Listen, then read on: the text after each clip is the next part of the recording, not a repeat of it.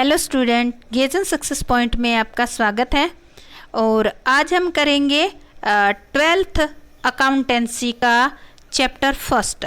ये चैप्टर जो है हमारा बी पार्ट का चैप्टर, अकाउंटेंसी की जो सेकंड पार्ट है बी पार्ट, उसका फर्स्ट चैप्टर है। चैप्टर का नाम है company accounts, issue of share. तो आज हम इसका थर्ड लेक्चर करने जा रहे हैं और आज हमारा टॉपिक होगा, आज का टॉपिक होगा हमारा meaning, nature and types of share. And second topic हमारा होगा difference between equity and preference share. तो आज हम इसके बारे में स्टडी करेंगे। हम अपना टॉपिक स्टार्ट करते हैं उससे पहले आप मेरे चैनल गेजन सक्सेस पॉइंट को सब्सक्राइब कर दें, बेल आइकन को भी प्रेस कर दें ताकि जो भी नया वीडियो अपलोड होगा नोटिफिकेशन आप तक पहुंच जाएगा। तो अब हम स्टार्ट करते हैं। पहला टॉपिक हमारा है meaning, nature and types of share. तो सबसे पहले हम लेते हैं मीनिंग ऑफ शेयर्स, यानी कि शेयर जो है उसका अंश, शेयर को हिंदी में अंश कहते हैं। अंश का क्या अर्थ है? प्रत्येक कंपनी की पूंजी छोटे छोटे हिस्सों में विभक्त होती है। जो कंपनी की टोटल कैपिटल होती है वो छोटे छोटे पार्ट्स के अंदर डिवाइड कर दी जाती है और ऐसे प्रत्येक पार्ट्स या प्रत्येक हिस्से को हम शेयर कहते हैं। उदाहरण लेते हैं, यदि किसी कंपनी की कैपिटल 10 लाख है, यहाँ पे 10 लाख कैपिटल है, ठीक है, और अगर इस 10 लाख को हम 10 रुपीज़ के छोटे छोटे पार्ट्स बना देते हैं तो वो कितने पार्ट्स में डिवाइड हो जाएगी? 1 लाख हिस्सों में या 1 लाख पार्ट्स में डिवाइड हो जाएगी। तो अब ये जो 10 रुपीज़ का जो पार्ट है इसको हम क्या कहेंगे? तो ऐसे प्रत्येक 10 रुपये को क्या कहा जाएगा?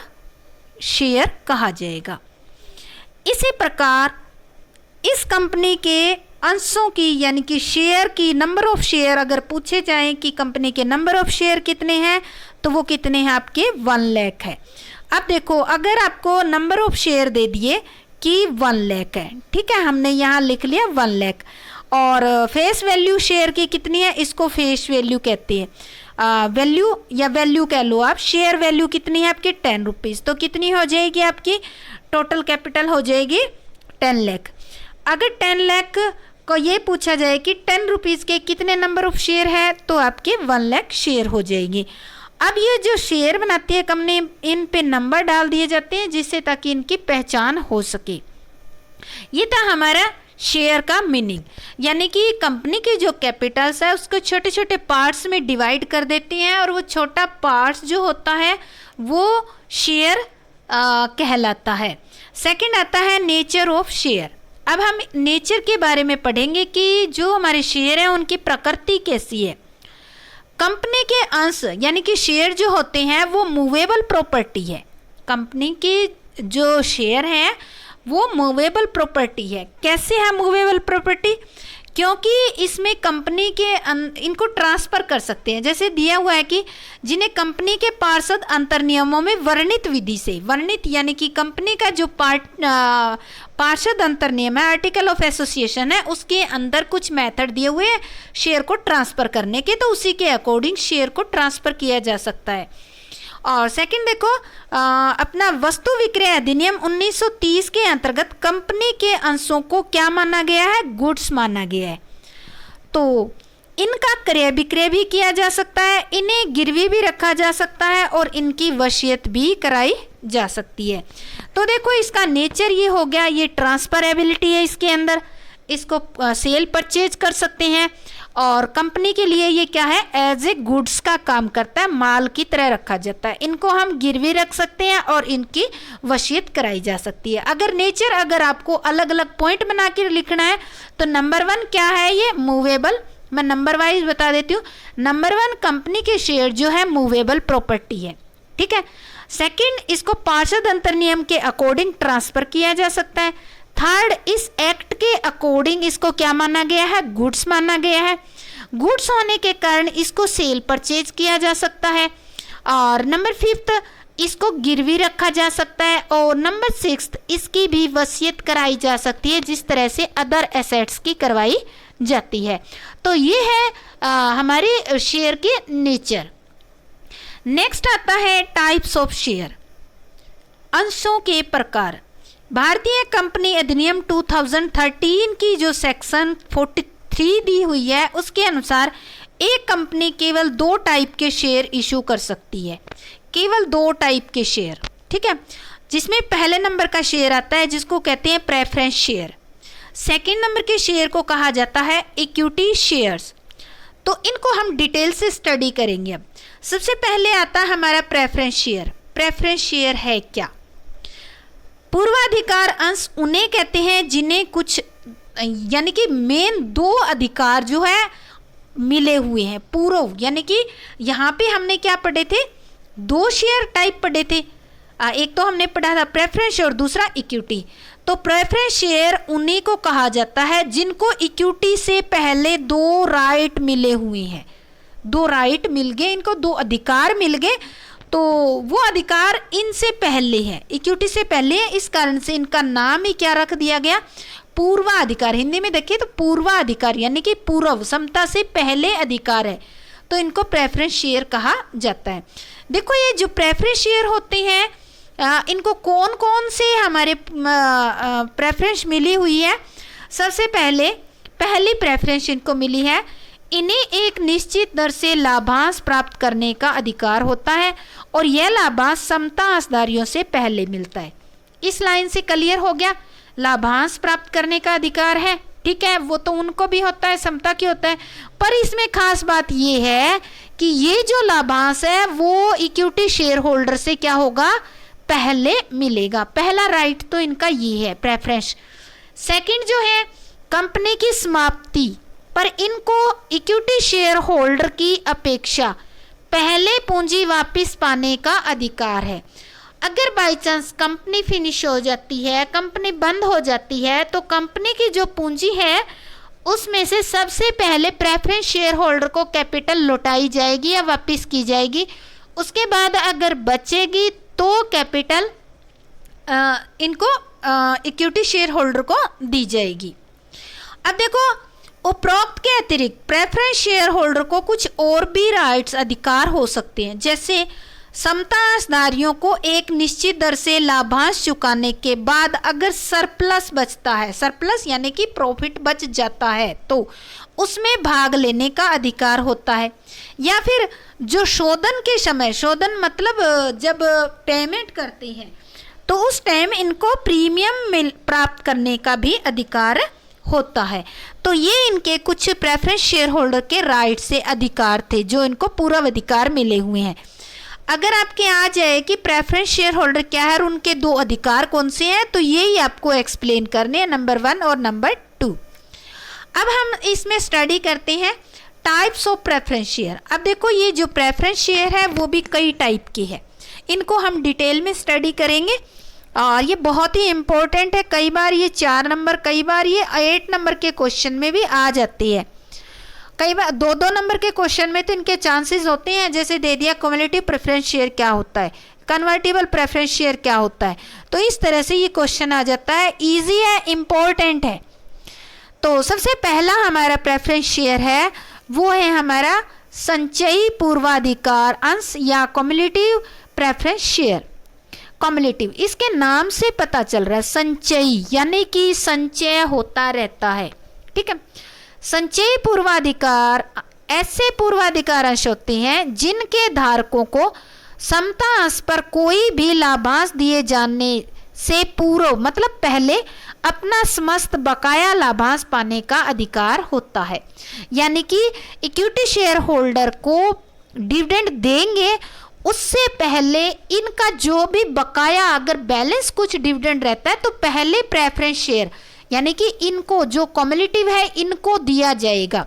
अर्थात इसका अर्थ है कि यदि किसी वर्ष कंपनी के लाभ अपर्याप्त होने के कारण वह इन अंशों पर लाभ नहीं दे पाता है तो ऐसे लाभांश तब तक संचित होता रहता है जब तक कि पूर्ण रूप से कंपनी इनकी पेमेंट ना कर दे। एग्जाम्पल लेते हैं, उदाहरण के लिए यदि 8% संचयी पूर्वाधिकार अंशों पर 31 मार्च 2016 और 17 2 ईयर दे रखे हैं को समाप्त होने वाले वर्षों के लिए लाभांश नहीं दिया गया। देखो आपको रेट क्या दी गई है 8% और 2 ईयर तक 16, 17 2 ईयर तक कोई इनको डिविडेंड नहीं दिया गया। अगर नहीं दिया गया है तो इनका क्या होता रहेगा, कॉम्युलेटिव संचय होता रहेगा। और कंपनी 31 मार्च 2018 को समाप्त होने वाले वर्ष के लिए समता अंशों पर लाभ देना चाहती है। अब कंपनी देना तो चाहती है इक्विटी शेयर होल्डर को, तो समता अंशों पर कोई भी लाभ देने से पहले कंपनी को पूर्वाधिकार अंशों पर 24%, 24 कैसे हो गया, 8% है तो 1 ईयर, 2 ईयर और 3 ईयर, 3 ईयर हो गया तो 8 3 से 24% इनको पहले प्रेफरेंस शेयर होल्डर को डिविडेंड देना होगा।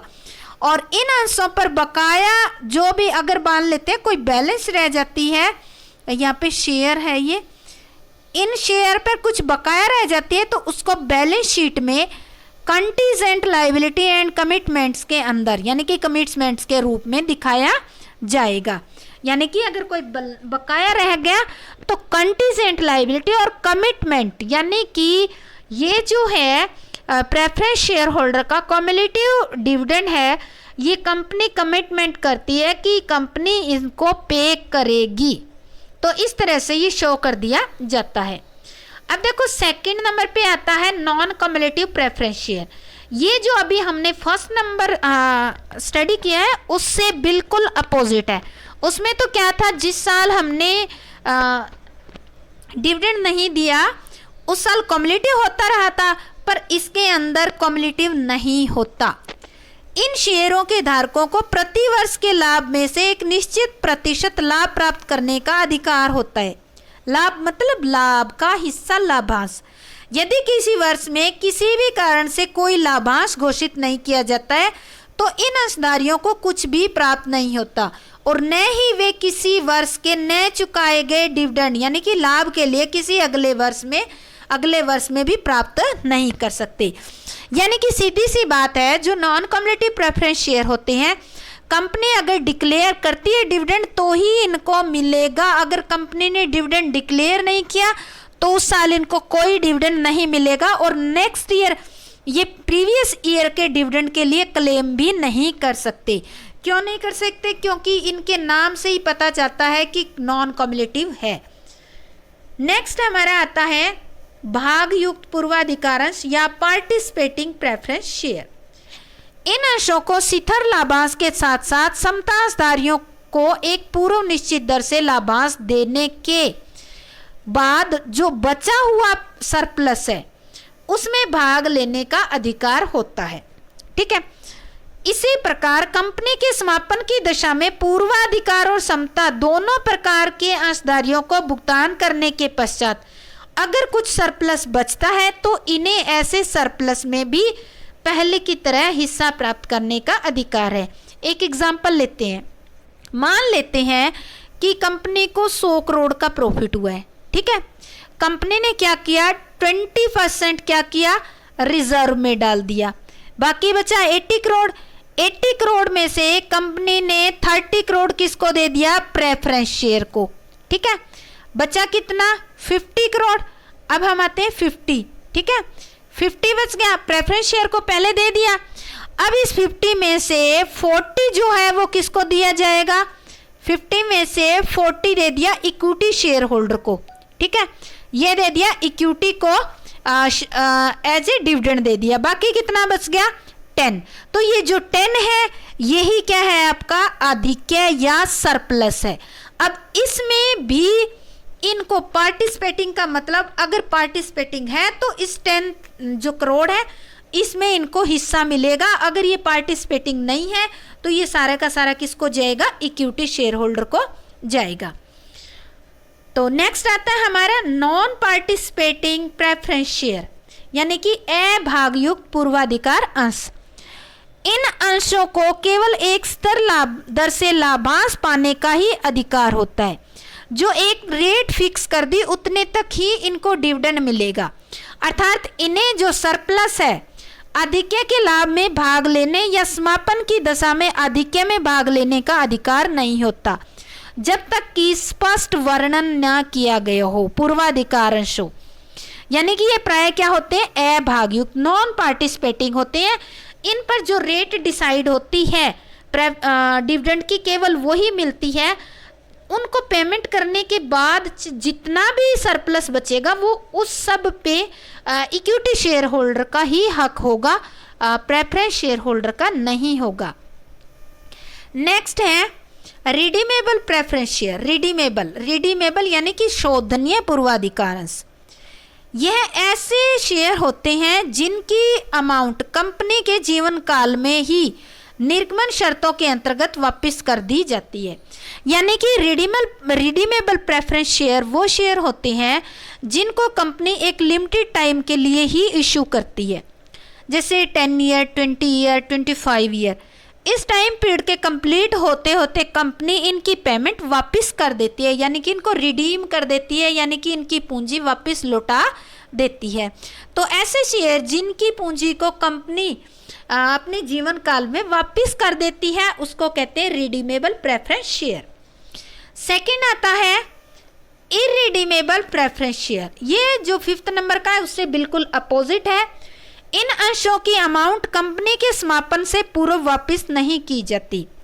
धारा 55 के अकॉर्डिंग कोई भी कंपनी अंशों द्वारा सीमित कंपनी ऐसे पूर्वाधिकारंश निर्गमित नहीं कर सकती जो अशोधनीय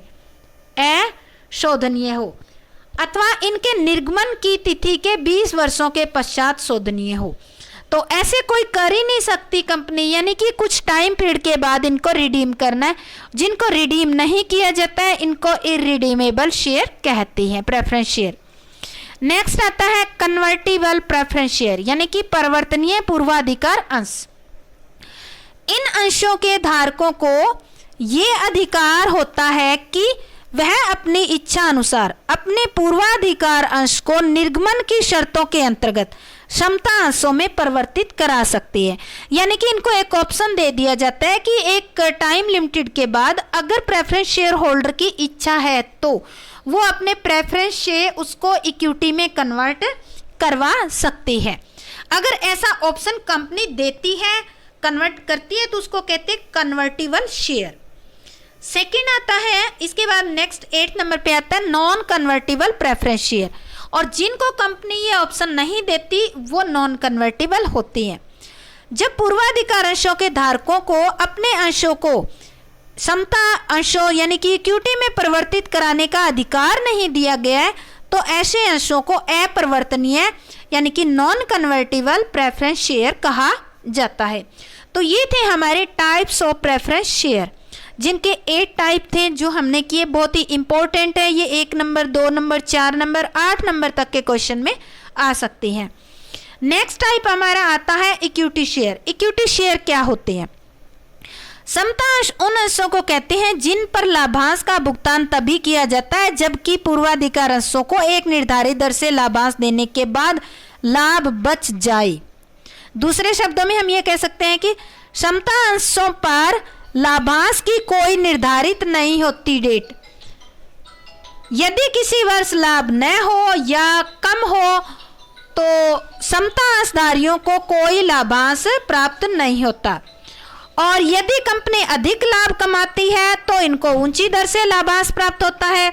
जहां तक कंपनी के समापन पर पूंजी वापस प्राप्त करने का संबंध है तो इन्हें केवल पूंजी तभी वापस की जाती है जबकि पूर्वाधिकार अंश पूंजी वापस कर दी जाए और उसके बाद कुछ पूंजी बच जाए। समता अंशधारियों को कंपनी की सभा में वोट डालने का अधिकार होता है और यह कंपनी के कार्य को नियंत्रित करते हैं। यानी कि कुल मिला के ये कह सकते हैं कि प्रेफरेंस शेयर होल्डर को जो 2 राइट दिए गए हैं वो कंप्लीट होने के बाद ही प्रेफरेंस इक्विटी शेयर होल्डर का नंबर आता है। तो ये थे हमारे 2 टाइप के शेयर, प्रेफरेंस शेयर और दूसरा था इक्विटी शेयर, जिनको हमने स्टडी किया। अब इसके बाद आता है डिफरेंस, पूर्वाधिकार अंश और समता अंशों में अंतर। Difference between preference share and equity share. सबसे पहला आता है लाभांश की दर, रेट ऑफ डिविडेंड। पूर्वाधिकार अंशों पर लाभांश एक पूर्व निश्चित दर से दिया जाता है और इक्विटी शेयर पर जो डिविडेंड होती है उसकी रेट क्या होती है? निश्चित नहीं होती। लाभों की उपलब्धता के अनुसार ये दर प्रतिवर्ष बदलती रहती है। लाभांश की बकाया राशि, यदि इन अंशों पर किसी वर्ष लाभ नहीं दिया जाता है तो लाभांश की बकाया राशि संचित हो जाती है। ये संचित उसी केस में होगी जो कम्युलेटिव प्रेफरेंस शेयर है, उनके कंडीशन में तो ये आपकी रिजर्व हो जाएगी, और अदर टाइप्स जो है प्रेफरेंस शेयर के उनमें ये रिजर्व नहीं होएगी। इन अंशों पर, इक्विटी में इन अंशों पर लाभांश की राशि संचित नहीं होती। नेक्स्ट आता है लाभांश प्राप्त करने का पूर्वाधिकार। जो प्रेफरेंस शेयर है इनको समता से पहले, यानी कि इक्विटी शेयर होल्डर से पहले डिविडेंड पे किया जाता है, और इक्विटी शेयर होल्डर को जो है प्रेफरेंस शेयर होल्डर को पे करने के बाद मिलता है। पूंजी वापस प्राप्त करने का अधिकार, कंपनी अगर समाप्त होती है तो समाप्ति की दशा में प्रेफरेंस शेयर होल्डर को समता अंशों यानी कि इक्विटी शेयर होल्डर से पहले पूंजी प्राप्त करने का अधिकार है, और इक्विटी शेयर होल्डर को प्रेफरेंस शेयर होल्डर को पूंजी देने के बाद अगर बचती है तो इनको दी जाएगी। वोटिंग राइट, इन्हें कंपनी की मीटिंग में वोट डालने का अधिकार नहीं होता। जो प्रेफरेंस शेयर होल्डर हैं उनको वोटिंग राइट नहीं मिलता, जबकि इक्विटी शेयर होल्डर हैं उनको वोटिंग राइट होता है। प्रबंध में भाग लेने का अधिकार, इन्हें कंपनी में प्रबंध में भाग लेने का अधिकार भी नहीं होता, और इक्विटी शेयर होल्डर को प्रबंध में भाग लेने का पूरा अधिकार होता है। तो ये आज हमने किया है इसमें meaning, types of share and difference between preference and equity share. उम्मीद करती हूँ कि आपको अच्छी तरह से समझ आ गया है। समझ आ गया तो मेरे चैनल को लाइक, शेयर और सब्सक्राइब जरूर करें।